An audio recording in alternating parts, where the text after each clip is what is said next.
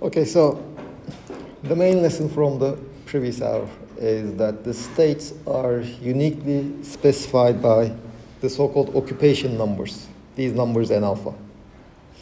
And then summing over all possible occupation numbers is just summing over each one of them separately from 0 to whatever value it can be. For fermions, the maximum value can be 1. For bosons, it can go up to infinity. And that allows us to obtain the so-called Q potential. But once we have the Q potential, we basically have everything else. So this was we calculate the total number of particles, which is given as the sum over all these factors over there. And each one of them, I mean, I didn't do a proper derivation, but you can actually prove that that is the occupation number for the state alpha. Let's also calculate the average energy. It's the average energy. Remember, Q potential was this one, sum over all microstates. Now, this is the grand canonical partition function of e to power minus beta e minus mu n, which we also wrote as sum over all microstates z to the n e to power minus beta e. Again, here, the sum over microstates also imply the sum over the different numbers my system can have. And the average number of particles was just n times e to power minus beta e minus mu, or z to the n e to power minus beta e over q, which we said this is equal to 1 over q. I would like to bring down a factor of n, so I should take the derivative with respect to z, but I also would like to keep the power of z the same, so I also multiply by z. That is why I said that the average number of particles is z times the derivative of the Q potential with respect to z. Now, of course, in taking this z derivative, I'm assuming e to power minus beta e to be constant. So essentially, I'm assuming beta or t constant, and also the energy levels to be constant, but energy levels depend on the volume. So if I want the energy levels to be constant, I have to keep the volume also constant.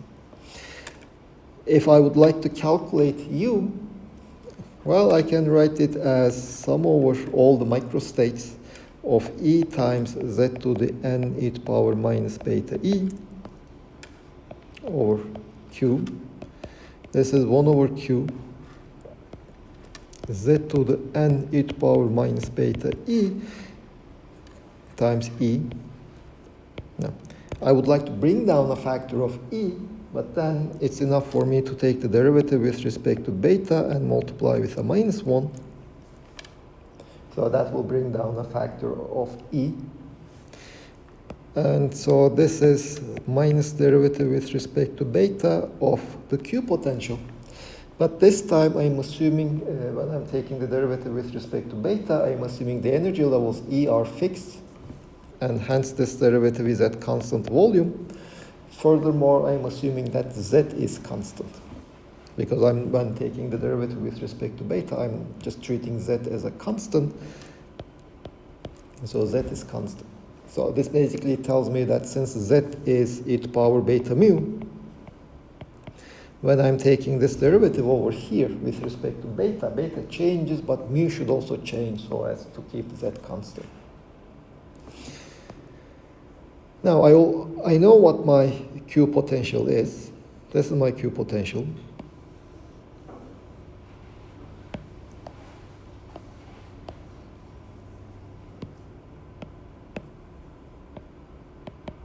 So the energy of my system is minus derivative with respect to beta of minus 1 over A sum over alpha logarithm of 1 minus A Z e to power minus beta epsilon alpha.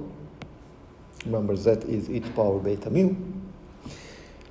This derivative will be 1 over A, and this derivative is at constant volume at constant z, so epsilon alphas are constant in these derivatives, z is constant, the only beta dependence left is in the exponent.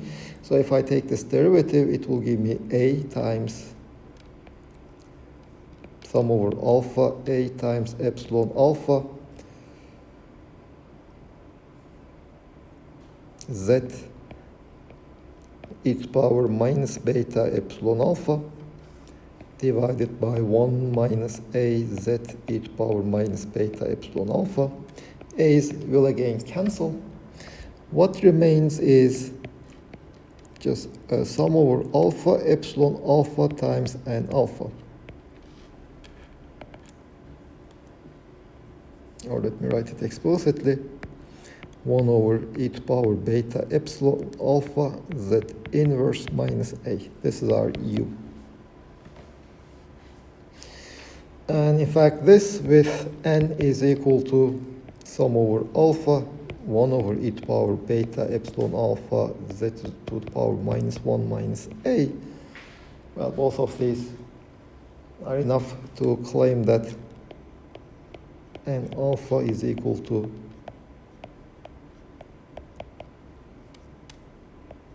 minus a. These are the average number of particles in a given state. Now let's look at these as a functions of, you say this is 1 over e to the power beta epsilon minus mu minus a as a function of epsilon minus mu over kt. Remember, 1 over kt is beta. If we would just draw this for, okay, let's start with a is equal to minus 1. If a is equal to minus 1, this is 1 over e to the power, whatever the horizontal axis is, plus 1. So when the horizontal axis is 0, I get 1 over 2. This is for a is equal to minus 1, or Fermi-Dirac distribution.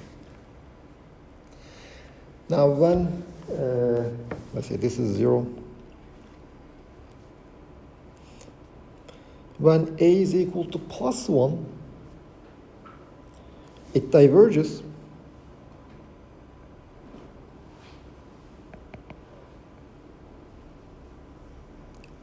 So this is when a is equal to plus 1. This is Bose-Einstein distribution.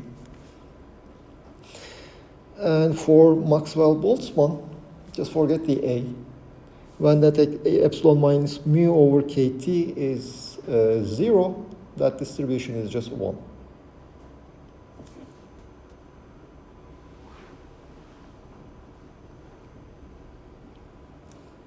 This is 1. This is for a is equal to 0. So basically, Maxwell-Boltzmann, Fermi-Dirac, and Maxwell-Boltzmann is somewhere intermediate between Fermi-Dirac and Bose-Einstein.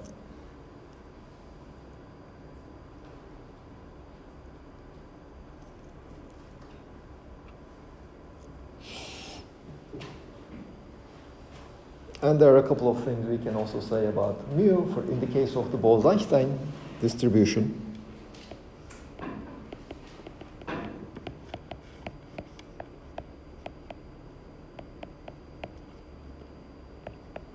Minus 1. Well, this cannot be negative. So e to the power beta epsilon minus mu minus 1 should be positive. In fact, strictly positive, you don't want it to diverge. For all epsilon, you see it becomes smaller and smaller as epsilon becomes smaller and smaller, but whatever the value of epsilon is, it should always be greater than 0. But that means e to the power minus beta mu minus 1 should be greater than 1, or e to the power minus beta mu should be greater than 1, which tells me that mu should be less than 0. So chemical potential, for bosons at least, we can straight away say that it has to be less than 0. We will study this in more detail, but for Fermi-Dirac particles, or for Maxwell-Boltzmann, they can be positive, they can be negative. There's no such restriction, but for Bose-Einstein particle, it definitely has to be less than 0. Now let me ask you this question. If you remember the definition of the chemical potential, that we had defined the chemical potential in thermodynamics as the derivative of the energy divided by the number of particles. So basically, how much the energy increases if you increase the number of particles, if you just add one more particle. That is what we call the chemical potential. So what does it mean to be negative? You are adding particles, but the energy of the system is decreasing.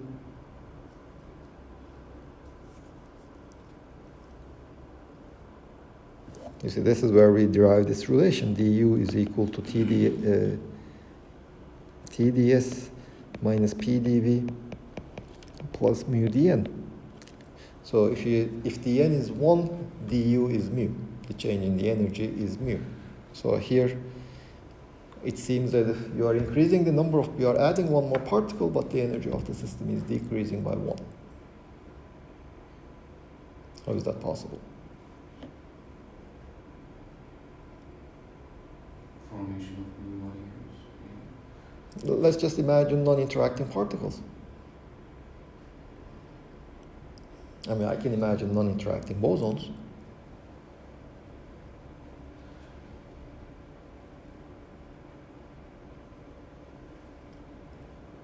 But I add one particle, the energy decreases.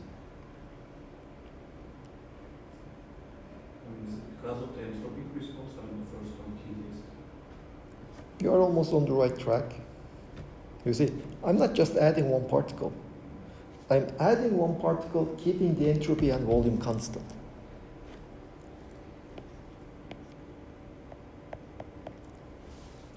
If you add one particle, relation between phase transition? no, there's no phase transition here. I mean, just consider one system of bosons, or in fact, any distribution in suitable conditions. You add one particle to calculate the chemical potential. You change n by 1. You look at change in the energy, and it turns out to be negative. No phase transition whatsoever. Now, Yunus was on the right track. You see, I'm not just adding one particle. I'm adding one particle, but at the same time, I'm keeping the entropy and the volume constant. Okay, volume, let's just look at the entropy. You see, if you add one particle to your system, the entropy of your system will increase if you don't do anything else. So if you add one particle and keep the entropy constant, the only way you can do that is the entropy increases with energy, increases with the number of particles. You are increasing the number of particles. If you want to keep the entropy constant, you have to decrease the energy of the system. So that is why the chemical potential for bosons is negative. In order to be able to keep the entropy constant, you have to extract energy. So you add one particle in such a way that you keep the entropy constant. That means you extract energy from the system. So the energy of your system decreases when you add one particle at constant entropy. That is what the negative chemical potential basically means.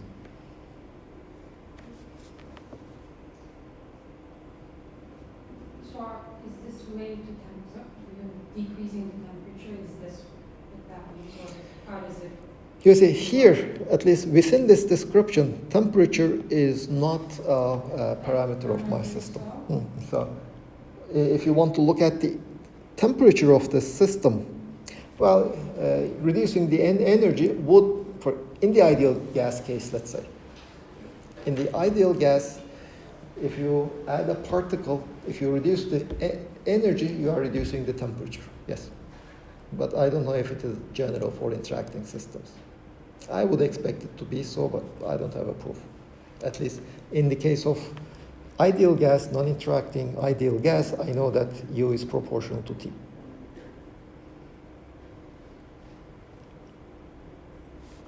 Hocam, I do not understand the result actually. For example, if you look at the Fermi-Dirac case, we will still have the same equation, right? Chemical potential will equals to the change of the energy in this case. No. And it will be also at the constant entropy. So what is the Yeah. importance of the constant entropy? I can, in the case of the fermions, we will see cases. We will study them. I can add one particle without increasing the entropy, but increasing the energy. Because of the Pauli exclusion principle. I will have such cases. Adding one particle will not increase the entropy, but it will increase the energy of the system. So in such circumstances, the chemical potential will be positive. And for Fermi-Dirac, I mean, we will study in all of them in detail. Fermi-Dirac, chemical potential can be both positive or negative. There is no restriction for it to be negative. For Bose-Einstein, it has to be negative. But look at another limit. When epsilon minus mu over kT is large. You see that all distributions are identical.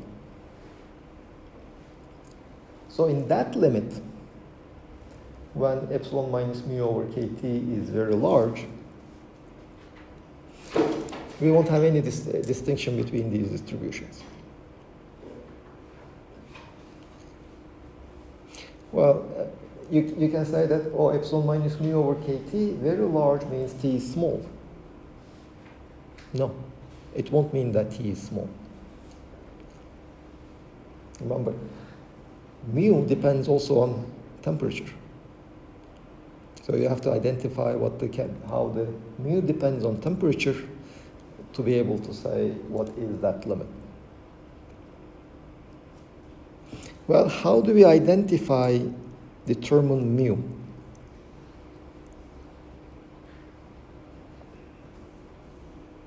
Basically, we saw, where was it? This equation.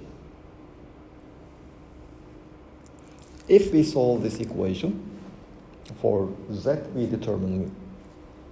Now, let's look at that sum. What else can we say?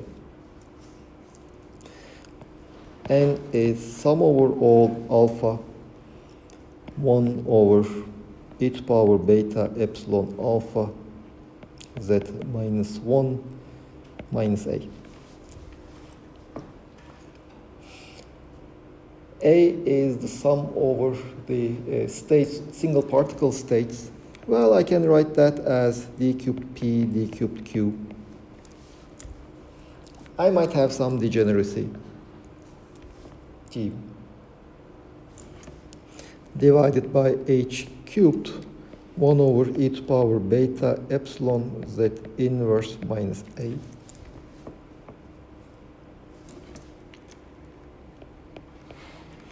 Well, energy, let's look at the epsilon is equal to p squared over 2m case as a specific example. Nothing depends on q, so I can integrate over q, that will give me a v over h cubed. Then I have d cubed p, which I can write in spherical coordinates. It will give me a 4 pi from angular integration dp times p squared divided by e to power beta epsilon z minus 1 minus a. Let me make a change of variables. P is equal to square root of 2m epsilon. So the number of particles, or in fact, forget about the number of particles. This sum over all single particle states becomes 4 pi g over h cubed times v. Now dp is the epsilon divided by square root of epsilon. I have 2m to the power 3 over 2 epsilon, or 4 pi g v, 2m to the power 3 over 2 divided by h cubed, right? Yes.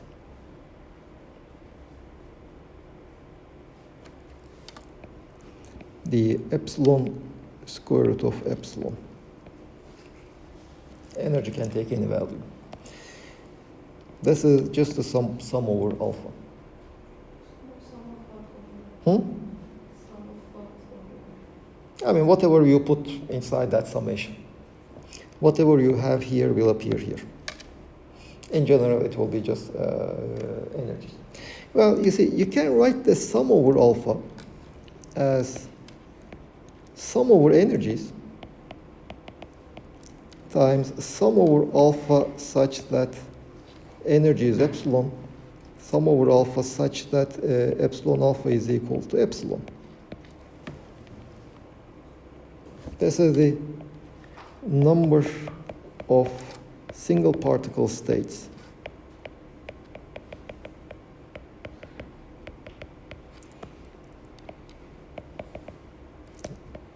having energy epsilon. Well, you can say you can have energies will in general be continuous, almost continuous.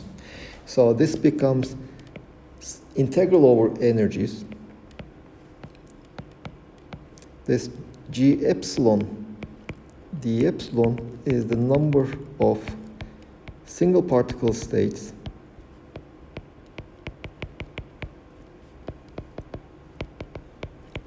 having energy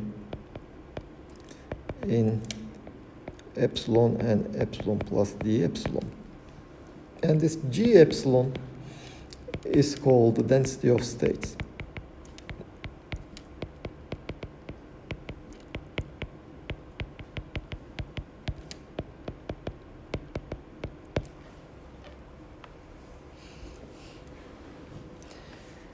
Now, if you go back, well, this density of states basically allows us to convert the summation over all single particle states to an integral over all energies. Here we had actually carried out the derivation of the density of states for a free gas, for non-interacting gas of particles within a volume V. Depending on your system, the density of states might have more complicated dependence, and again, in some cases, you can actually measure this density of states and compare it with what we have. But at least in this derivation, in this case, we already have our density of states. All these coefficients with square root of epsilon is our density of states. Now let's go back to our derivation. What we were looking at. N, the total number of particles, is equal to this coefficient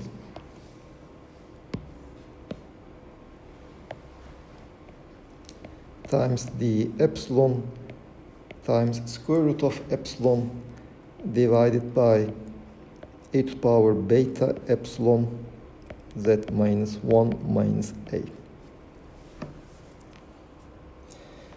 Now what we are looking at, we would like to look at the limit where we have this condition. Maxwell, Boltzmann, Fermi, Dirac, Bose-Einstein, they are all more or less equal. So I can ignore, I'm looking at the case where I can ignore A.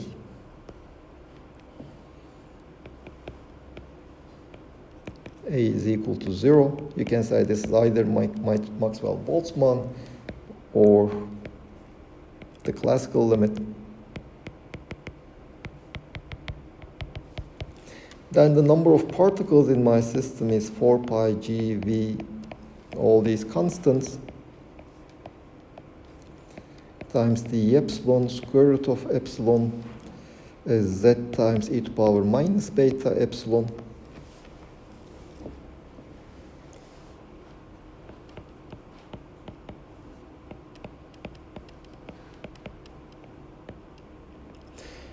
Z times that integral will give me, well, I can make a change of variable. Instead of epsilon, I just put kt times x. That will give me kt to the power 3 over 2, the x to the power 1 over 2, e to the power minus x from 0 to infinity.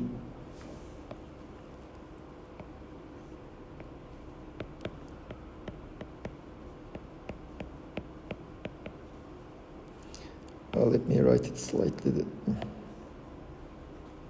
2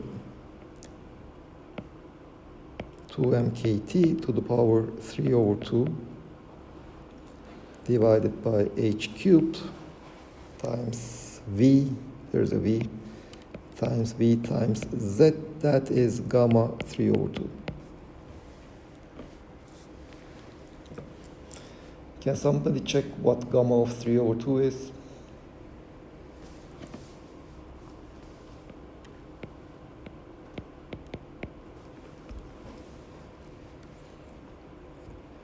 It should be square root of pi over 2. But if somebody can check. 1.78, but this isn't very Yeah, square root of pi over 2. No. So,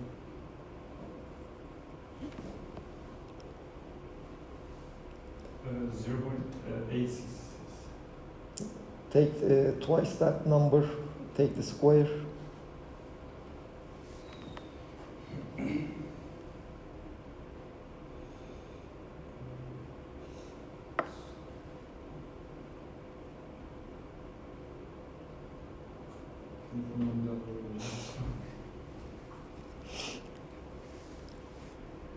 Almost 3. Okay. So it's square root of pi over 2. Well, let me do some more simplifications. This is 2g times 2m pi kt to the power 1 over 2 divided by h cubed.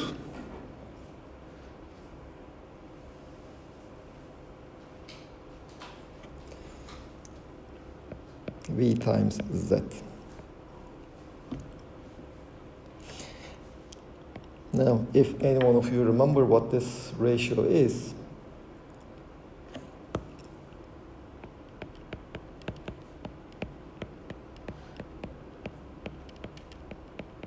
that is the thermal wavelength. So n is equal to 2g lambda t cubed over v times v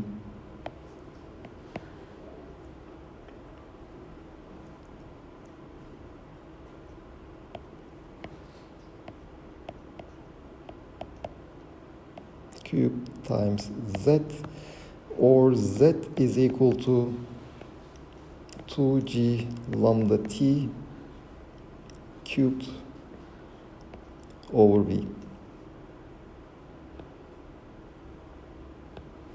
This is my z. Okay, what are these quantities?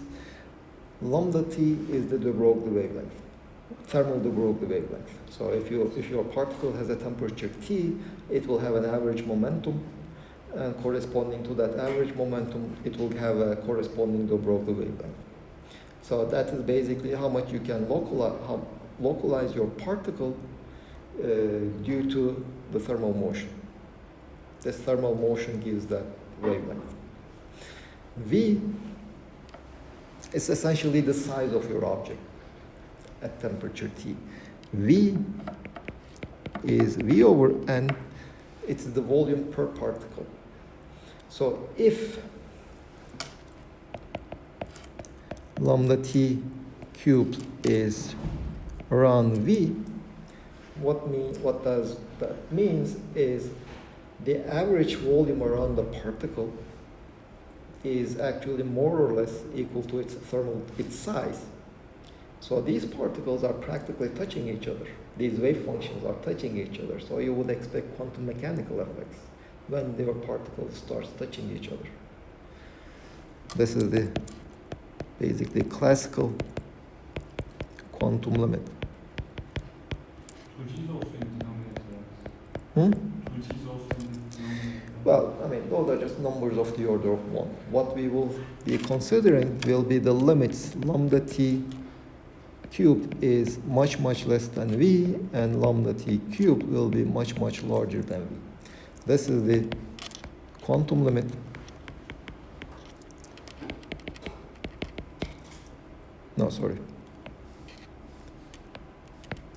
This is the classical limit.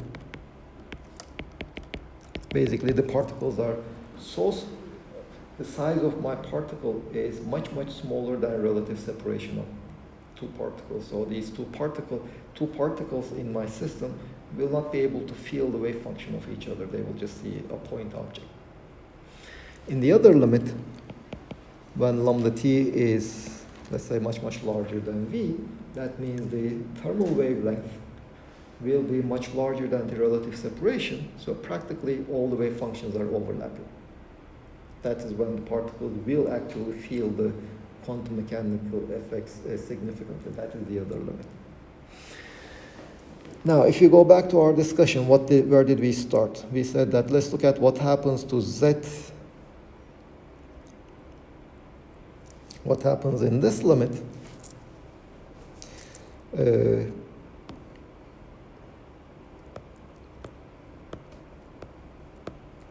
We have e to the power epsilon minus mu over kt, much larger than 1. So we can ignore this a, which can be plus 1, minus 1, or 0. They will all be the same. But this means this limit is actually e to the power epsilon over kt divided by z is much larger than 1. Which means z is much smaller than e to the power epsilon over kt, whatever t is. And this e to the power epsilon over kt is always larger than or equal to 1. I'm setting the zero of the energy at epsilon equal to 0. The ground state is that epsilon is equal to 0. So this condition is satisfied if z is always less than 1 for all energy values. But now what is z? Z is lambda t cubed divided by v. In this limit, Maxwell, Boltzmann, Bose-Einstein, and Fermi-Dirac, they all give me the same distribution. Remember, this ratio is 1 over t to the power 3 over 2. So this limit, the classical limit, is not the low temperature limit. I mean, you might be mistaken by looking at this one and say, oh, t goes to 0, that becomes very large. It does not. Remember, mu is also increasing, and mu will be negative. Now, mu is also increasing, so t equal to 0 doesn't necessarily give you that limit, but very large t gives you that limit. Now, that is what we would also expect. That large t, we have high energies, large quantum numbers, we should be recovering the classical result.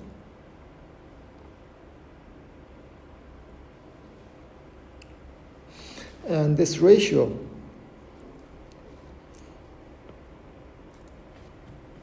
by the way, that factor 2 might not be there. I might have made a mistake of a factor 2 over there. That ratio will be crucial in our further studies.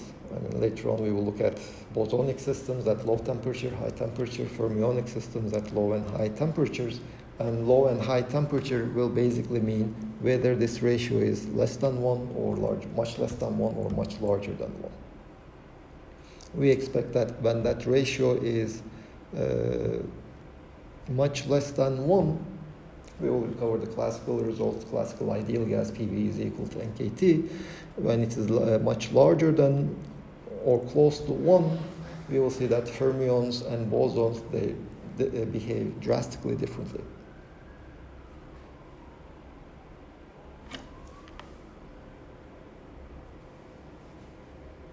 Okay, any questions? Is there a specific name for this quantity, hocam? At I something, all of the statistics reduced to same quantity? No. I see. One of them is the typical size of your object due to its thermal motion. That is lambda t cubed. V is the volume per particle.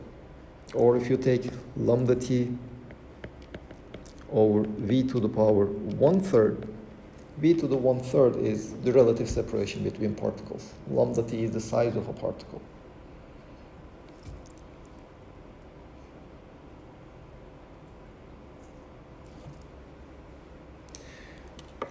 Well, we will not say that lambda t cubed over v is much less than 1 or much larger than 1. What we will say is z is much less than 1 and much larger than 1. And we will see z has a name.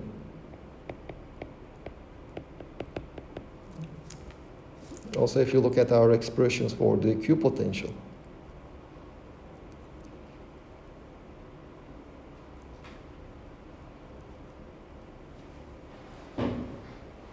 you see this is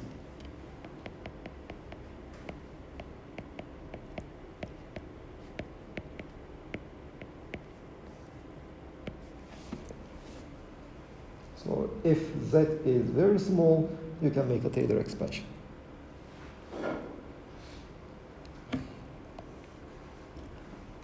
And if z is very large, well, we will do other things.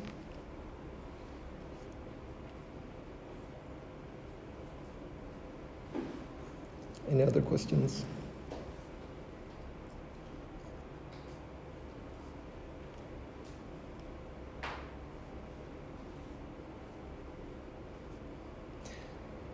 Let's end today's lecture here. So I strongly suggest you to review these before our next lecture on Wednesday.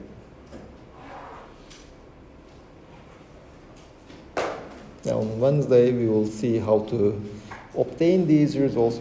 Here we use the grand canonical ensemble, but you can derive the same results in microcanonical and canonical ensembles. And then, in a sense, we will go back to our classical statistics and study what happens if these particles making our gas has an internal structure. What will happen then? Once that is over, we will go to all fermions and bosons.